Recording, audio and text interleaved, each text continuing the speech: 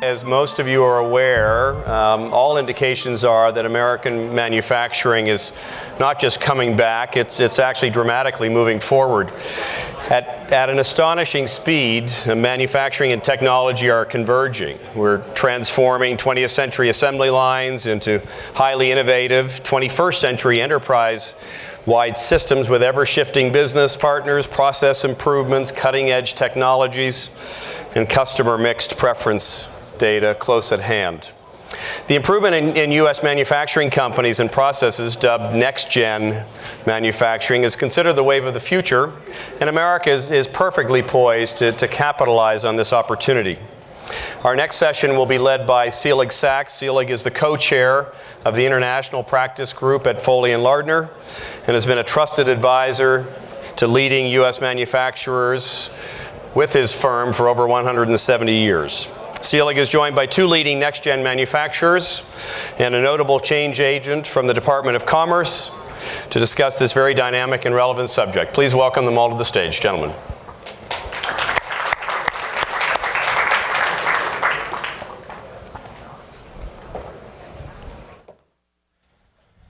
Thank you, David. I thought I heard you say that I've been doing this for 170 years, but I should, exactly.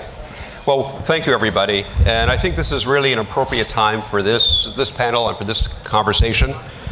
Russ Fradin in the previous panel had talked about the definition of strategy being sustainable competitive advantage. Dinesh Palawal talked about disruptive technology and those types of things that he needs to think about in the morning, what's happening in Kiev, what's happening in Beijing, in terms of innovation that he needs to be thinking about as well. John Harlan talked about the pool of capital that Castle Harlem and other private equity firms have to be deployed anywhere in the world. Yes, in the United States, but also with, as he mentioned, companies that are headquartered in Dubai and doing their business elsewhere. This has been a pretty robust year for private equity. In the fundraising in 2013 in the U.S.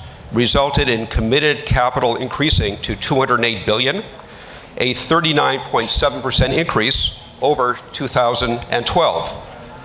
And 41% of the IPOs taking place this year involved private equity sponsored companies. So you have private equity that is flush with cash. You have strategic buyers who are flush with cash. And then you have what will be an extraordinary story over the next number of years, the amount of foreign direct investment coming out of China and elsewhere into the United States and other markets. Some estimates indicate that China's ODI will equal its FDI over the next few years. So some estimates I've seen indicate 500 billion of Chinese direct investment coming outside of China itself. Today, only 2.9% of Chinese FDI is situated here in the United States, but that figure could change dramatically. So the purpose of this panel here today is why the USA? Why the USA? What is the confluence of the circumstances where we're here today that makes for an attractive environment? Thinking of this, of course, on a global basis. And I think we have some extraordinary examples to share and approaches to talk about, because we have with us two remarkable CEOs of companies that have been active in the United States. Mike Richardson is the board executive director of Nexteer. He's also the CTO and head of strategy. And Nexteer is based in Saginaw, Michigan. We're going to be hearing about Nexteer and its evolution, picking up on what Jim Milstein had talked about earlier today of what happened in 2008, 2009 in the auto industry. Mike will be able to talk through how that progressed, where the company is today, and where it is going in the future. And also, Madhu Vupulari is with us. Madhu is the executive vice chairman of Escher Steel in Minnesota. He is also CEO of Escher Americas. Escher is a large, diverse company based in India. Madhu was their first employee in 1998 here in the United States. Fast forward 6 acquisitions later, $4 billion in investment. He is now overseeing the largest greenfield project ever in the United States by a non-US based company. Matt McGuire is with us from the Department of Commerce. He is the assistant to Secretary Pritzker. He is the director of business liaison for the Department of Commerce. His fulcrum is to communicate the policies of the administration to the business community and interact with them. Matt's history makes him uniquely qualified for this. When Gary Locke tapped him to come to Washington, Matt was then in Chicago. He was a senior executive at Citadel, the $11 billion hedge fund. Before that, he was an investment officer for the New York State retirement fund, a $110 billion fund. Before that, was involved also in community organizing and strategic partnerships for job creation. And he also had time along the way to go to Harvard and get his PhD. So I think we're going to hear some extraordinary discussion today about how companies have navigated here in the United States, and most importantly, how they are positioning themselves for the future. Mike, why don't we lead off with you? All right, thank you, Sally. My name again is Mike Richardson. I'm here representing Nexteer Automotive, and I just want to say how thankful I am to be here, and maybe more specifically, how grateful we are to be alive as a company. I've been with Nexteer for 40 years, so as we speak about our history, it's very much a personal story. And I'll tell you that I am no M&A expert. You can consider me a former distressed property. We've learned a lot about the M&A process, and it's been vital to our existence and the optimistic prospects that we have today. We're an automotive Tier 1 supplier of steering and driveline. Revenue split about 80-20 in favor of steering. We've got 20 manufacturing plants around the world, including 6 that remain in the US, 10 customer service centers, 5 regional product application centers. We purpose to locate ourselves where the global OEMs make their big decisions. You can imagine steering is an integral part of a vehicle. It gives the vehicle its character. As a driver, my hands are on the wheel at all times unless I'm texting. And my intentions are communicated to the road through steering. Equally important, road feedback, giving the vehicle its character, is shaped by steering. In fact, today with electric power steering through software, power electronics, and sensors to give me a sense for how the vehicle is operating in its environment. Electric power steering is really the focus of the company today. It's displacing hydraulic power steering, which has been the industry mainstay for about 60 years. We've been in existence for more than 100, but during most of that 60 years, it was the central product for our company. We no longer pursue any further hydraulic power steering. We're focused exclusively on electric power steering in that domain. So I mentioned we've been around for more than 100 years. Most of the first 100 years were General Motors. We're the in-house supplier of steering and driveline for GM. We had a seat at the table. During that time, we learned how an OEM thinks. Our competitors would come in to make a pitch about the products they had to offer. The second chapter of our existence took us through Delphi. You might remember GM wound up the 6 component divisions, spun them off in a separate IPO, and we continued our life together as Delphi. We have to mention the restructuring that we went through under Steve Miller, Chapter 11. But concurrently, the Nexteer management decided that we'd like to be an independent company. We really felt that we would be advantaged by serving a range of customers and being an independent company. So even while we're going through the Chapter 11 restructuring process, we're heading down the road to sell the global business. And you can imagine competitors came to see us, every manner of private equity, but we really found the greatest alliance with Avic Automotive, China Aviation, and that's where we are today. The sale transaction ended about 3 years ago. We begun life anew, kind of as a 100-year-old startup under AVIC. We have transformed the cost structure of the business. It's been important. We've always had compelling product that continues, but stable ownership, a buyer with a long-term view. AVIC making aircraft understands safety, quality, the capital-intensive nature of our industry. They boosted our R&D spend by nearly 50% on the first day of ownership. You can imagine in the 1970s we're General Motors. We had 2 customers, and one was General Motors. We've worked very hard to diversify. So as we're building a best cost country footprint, closing 9 high-cost plants over a 10-year period, we're building a customer base that exceeds 50 different OEMs around the world. And I'll just mention a recent production launch that we made was with BMW. We'll provide half of their steering globally when we hit full production. We completed a listing on the Hong Kong Stock Exchange in October. We have an 8-member board on which I serve. I'm the only non-Chinese on the board. We continue to learn a lot between East and West. Lessons that might be obvious to some of you working in Asia, but we're not only Chinese-owned, we're a state-owned enterprise. Hard to separate an SOE from the Chinese government.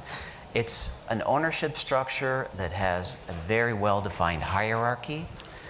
You will never hear the words, "I don't know," or "I made a mistake," never said. But there's always logic behind what's done. If you care to listen and think about it, there are no random actions. On the other hand, we're a traditional Western company. Our top leadership is really a United Nations of folks that have come to us from around the world. We really believe work flows to competency, and that's how we've handpicked the leadership structure that we have today. So, I say again, we could have easily taken a bullet during this 2008-9 time period. M&A became very relevant to us, and we continued to learn a lot. And again, thankful to be here with you today. And it's fair to say that really the ownership has really revitalized Saginaw and the presence in Saginaw itself. You mentioned BMW, and that's also a great story in terms of manufacturing here in the United States. From $300,000 of investment in the late 90s, fast forward $6 billion more, 300,000 vehicles being produced a year out of Spartanville, South Carolina, 70% of them for export. A statistic that many of us don't know or focus on is that 20% of all export from the United States is from companies in the United States that are owned or controlled by foreign entities. So it really says something about our interdependence and the vibrancy in the United States for manufacturing here. Siemens has, as I think the president mentioned at Select USA, Siemens has 140, I believe, plants in the United States, spends $1 billion a year on R&D. This is a model that I think we'll be seeing more and more. Madhu, your experience and what is it like overseeing in the North Tundra of Minnesota, the largest foreign greenfield investment ever in the United States? Thank you, Silik, and thanks for inviting me to join the session. Just a little bit of background of SR. You've covered briefly in your introduction. It's a fund and a conglomerate based out of India with a presence in manufacturing and service sectors. In the manufacturing sector, we are present in sectors such as steel, mining, energy, refining, and in the services, engineering services, business process outsourcing, and so on and so forth. Group has significant presence logically in India. And outside of India, the largest presence for us is North America. And total employees are about 75,000, and about 10,000 of those are based in US and Canada, and most of them are, I would say 99% of them are locals, local Americans and Canadians. With reference to our presence in North America, you are right. We started this sometime in 98, 99 time frame, and in the last about 14 years or so, we have progressed from nothing, no investment, to more than $4.5 billion investment within Canada and US. And bulk of it is in manufacturing. We have invested more than $4 billion in manufacturing. We have a steel plant we have acquired in Sault Ste. Marie in Canada. Again, similar sort of climatic conditions of northern Minnesota. And in northern Minnesota, which is a place called Nashwauk in close to Duluth, we are constructing the largest greenfield project, if I may say, perhaps the largest sponsored by any corporation from origins outside of United States. It will rank amongst the top. We're spending about $1.8 billion in that project development. Our experience has been for any company of foreign origins, for them to invest and thrive in any other country, it will come with a mixed bag of experiences. Largely, of course, it's been a very interesting and clearly exciting growth for us, from nothing to more than 10,000 employees. But it has had its own share of challenges, particularly you talked about number of acquisitions. We have looked at scores of acquisition opportunities in the last 10 odd years and ultimately closed those 6 of them and moved ahead. But the biggest challenge, apart from few others, which we can discuss at later stage if you feel, is getting the financing, particularly the greenfield projects within the United States in manufacturing sector, which is the theme of this particular session. There is no project financing available from the local banks in US, despite a very strong banking system being present here, which is a shame in some ways. We are all talking about revival and bringing vigorous growth in manufacturing in US, but the system to put appropriate financing of debt and equity does not exist for a project with no cash flows, purely based on a greenfield project configuration. And therefore, for us to put together a $1.8 billion of project in Nashwauk, northern Minnesota, has been a Herculean task. We've raised $1.1 billion of it, largely from Indian banks sitting in India, 10,000 miles away, investing in revival of manufacturing sector within the United States. There has not been a JPM, there has not been Citibank, Bank of America, Wells Fargo, Wachovia. You go down the list of the banks of top tier to mid tier to smaller banks, none of them are here, even as I speak today, for supporting a greenfield project finance. It's a situation which needs to be evaluated, looked into. For if US and ourselves, we are keen of ushering in a revival of manufacturing. That's where I will pause. I'm glad you mentioned that point. I mean, distinguishing between greenfield projects and acquisitions with sustainable cash flow. So, for example, Xinghui's acquisition of Smithfield, they had no problem getting their $4.7 billion financing for that, or Wanda's acquisition of AMC last year.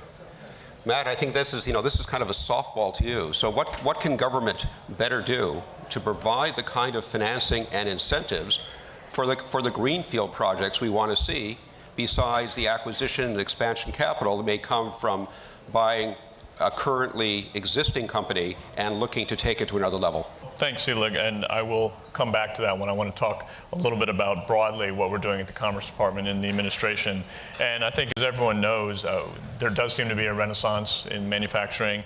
The reasons, I think, are evident to all of us. If you look at the US, it obviously is the world's largest economy, the biggest consumer market. If there's one place you're going to go, it's not a bad place to start if you need to sell widgets of any sort.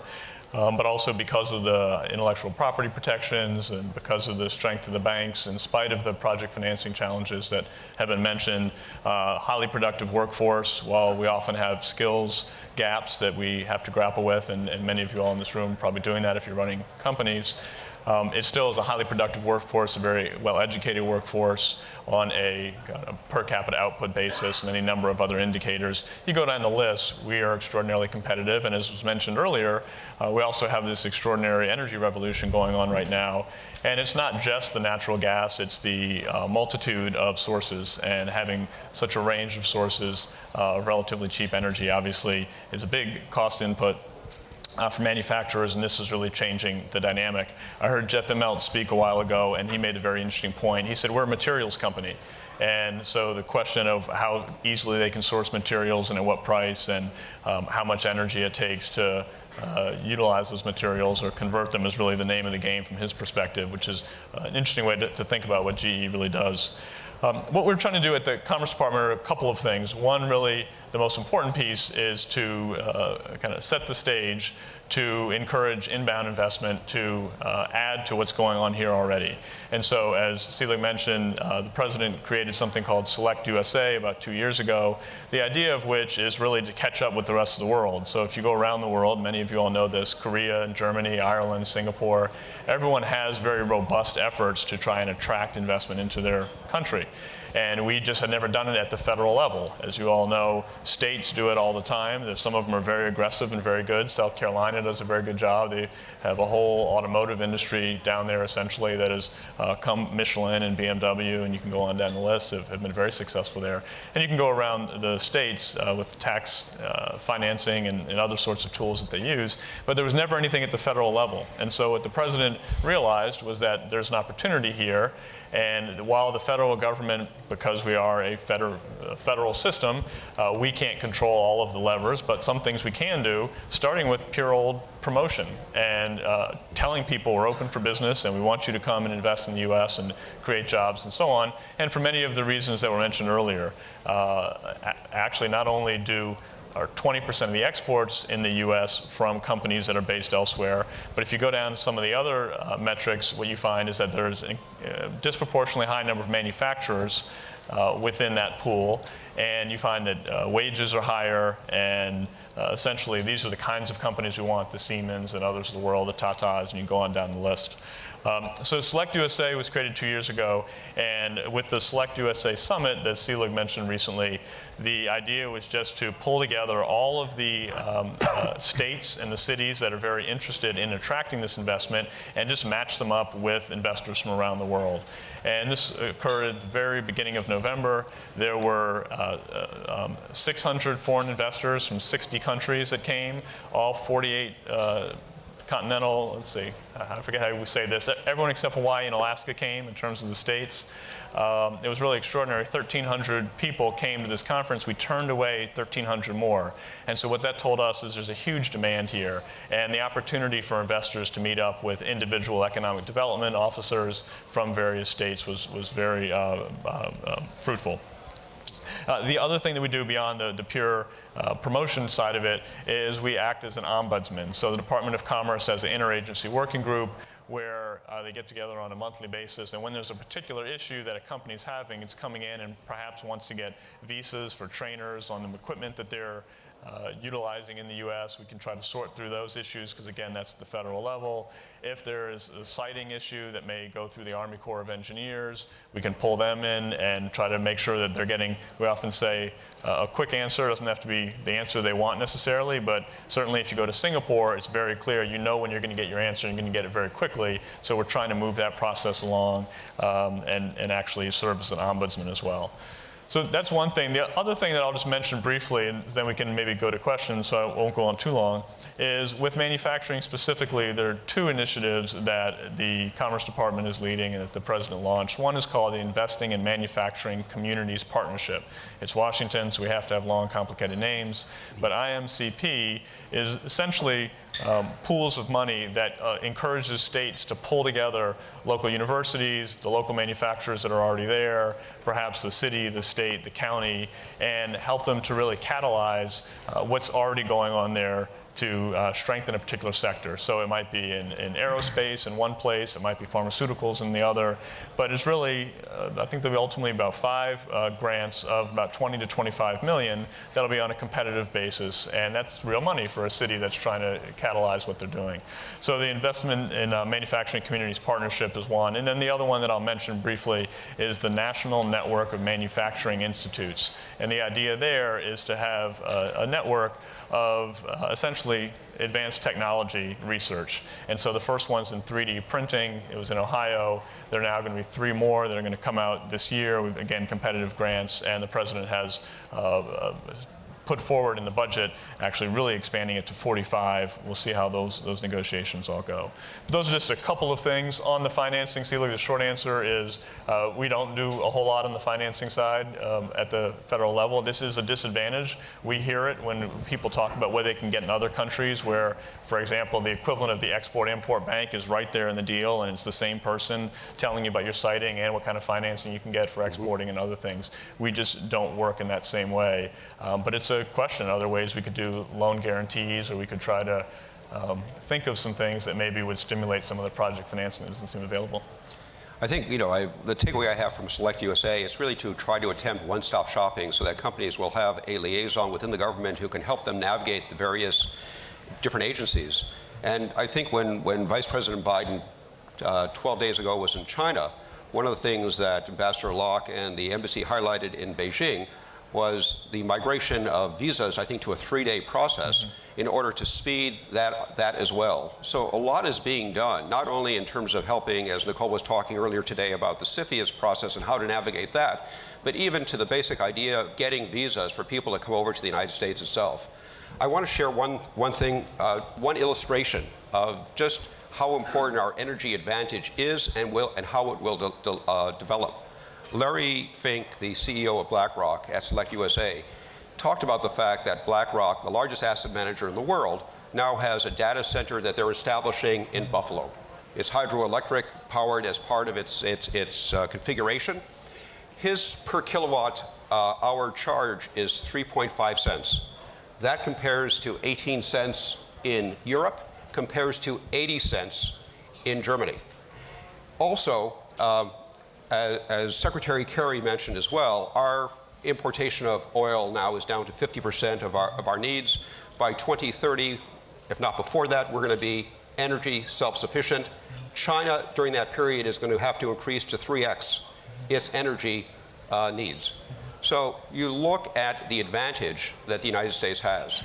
One advantage I want to talk about now is that of education, not only in terms of the elite schools in colleges that we have here in the United States, but building on the question earlier about the guild system and what Germany is doing. Madhu, why don't you share with us what you are doing in Minnesota in terms of the educational platform there to ensure that there are qualified workers that will be able to sustain your iron pellet operations there. Sure. In Nashwauk, where we are investing and constructing this pellet plant, it's a 7 million tons pellet plant, 7 million tons capacity pellet plant on a range which produces about close to 40 million tons of pellets, iron pellets. So we're not doing something extremely unique, excepting we are bringing a new project onto the range, and the last construction, to set the context, was undertaken in the year 1977. So essentially, 40 years later, we are constructing a brand new iron ore pelletizing plant. Therefore, we are bringing extremely modern technology, which is unknown to the range, to the operation level, whether it is the primary crusher or the concentrator lines or pelletizer.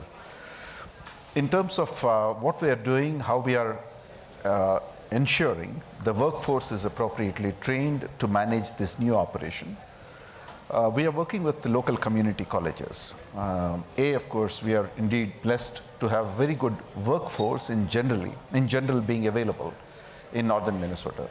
But having generations of mining engineers is one aspect of it, but trying to address the same with the latest technology is another completely different issue. So we are trying to making sure that there is a collaboration between our pellet operations in India, which are fairly modern. It's only about 10 years old, pellet operations, to the local community, number one. Number two, we are also engaged, working very closely with the community colleges to make sure that the curriculum has elements of our process.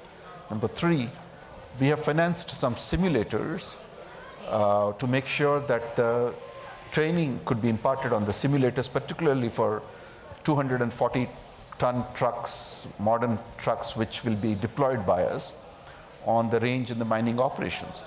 So we have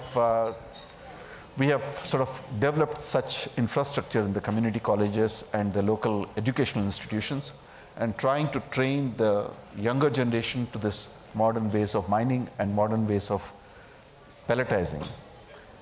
Those are the initiatives we have started taking now. And I think you've already involving yourself also in the K through 12 as well, in terms of making sure that the science curricula for kids starting out even in kindergarten is such that to encourage the curiosity of innovation and appreciation of applied science. That's right. We are engaged with the local schools actively. We are, again, I should admit that we are about a year away from operations in Sault Ste. Marie, which is our other location in North America, where we have a steel operation of 4 million tons capacity. There we are engaged extremely in the community interaction in all spheres, be it training or to even trying to merge into the social fabric of getting into the sports, sponsoring ice hockey stadiums and so on and so forth, which is completely a new sport which we can't understand, but we went ahead and sponsored and named the stadium as SR Center. It's not cricket, but David Adler and I are both from Edmonton, so we do appreciate hockey. Mike, you know, we've talked about the House vote, the Senate vote coming up. The fact that the sequestration has been pushed off, does that give you more confidence then as the executive board chair in being able to deploy further CapEx here in the United States? What drives your next level of investment and innovation here in the United States? I've previously shared our history. One other fact about our business is we've got pretty long lead times, 24 to 30 months from receipt of order to customer launch, longer than we need, but it reflects what care the OEMs take in selecting the steering supplier and tuning the vehicle, giving it the character that they need through the vehicle development process. So we've got some long lead times there, and then we're on the platform 5, 6, 7 years, whatever the model life is. And I make that point to say that the time duration is long, longer than many policy decisions, the price of energy. There'll be a lot of changes over that duration. So we all value risk in what we do. We also invest very much as an act of faith around the world, recognizing the lead times that we make. The Hong Kong listing gave us a new capital structure. Mm-hmm. It's kind of a do-over for us. The day of the listing, the bankers were there with multiple opportunities for bolt-ons, acquisitions, and so forth. And we're very appreciative of that. But we invest really in the region of consumption. We essentially don't export. So where we see opportunities in the U.S., we invest in the U.S. to take advantage of it. I'll give you just one other highlight. In the history of the U.S., the domestic big three have each had their own steering supplier. For the first time in history, we've swept that market with the industry's highest output rack-based electric power steering. So we're steering, as of last month, 9 out of 10 full-size half-ton trucks in the U.S. We're very thankful for this, but we know we're more dependent on the price of fuel, or maybe I should say even more important than the price of fuel, the stability of fuel price to serve that market. All three are coming to us now wanting more capacity. So what do? Do we invest further, concentrated in the U.S. on these trucks, which, by the way, our product brings fuel efficiency that's unprecedented. It's the top of the list of choices an OEM can make to improve fuel economy in the vehicle. The mass equivalent of 500 pounds mass reduction.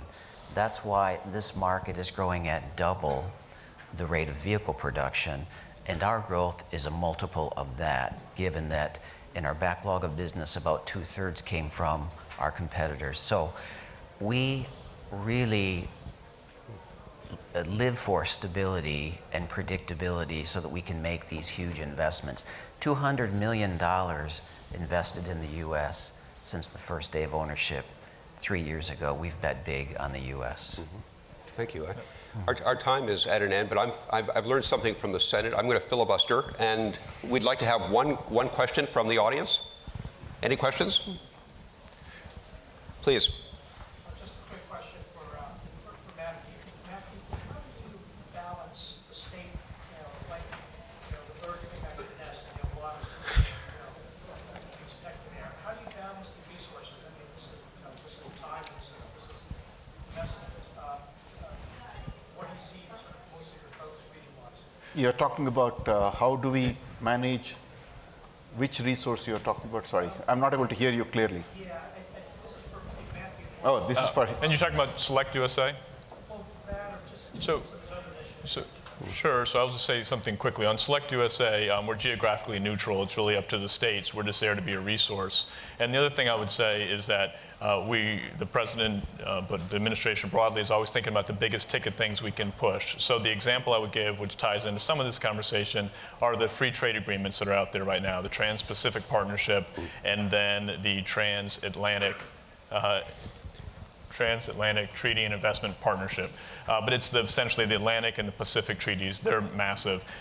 If and when these two get done, 65% of global GDP will be within essentially a free trade zone that's centered around the United States. So in terms of resources and what to push on, that's the kind of thing where tons of time and energy is going. And our U.S. trade rep is on Capitol Hill all the time trying to explain this, but has been having these 12 country negotiations. If we can take care of those big ticket issues, then a lot of the state leaders will take care of some of the things at the more local level, and business people will do what they need to do. So that's where the focus is. I'd like to thank our panel, and thank you as an audience. Thank you very much.